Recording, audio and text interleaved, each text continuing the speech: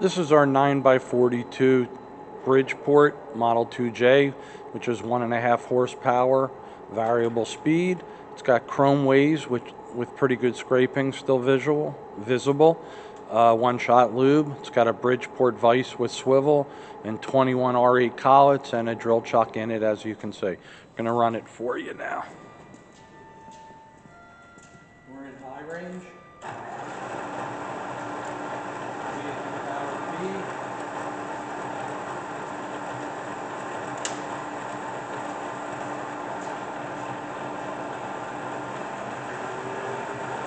Head pretty quiet.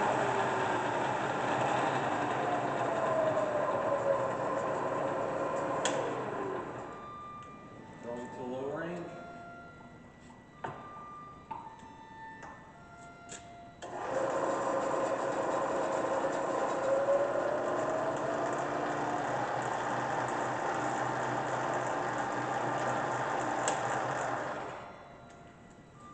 Moving in and out. Left to right. This is our Bridgeport variable speed mill. Thank you for watching.